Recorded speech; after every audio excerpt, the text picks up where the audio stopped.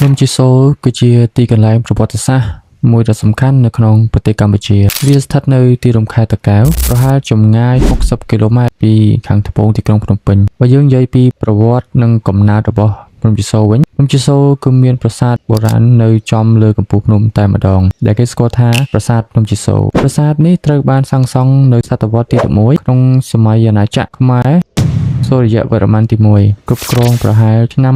1006រហូតដល់ឆ្នាំ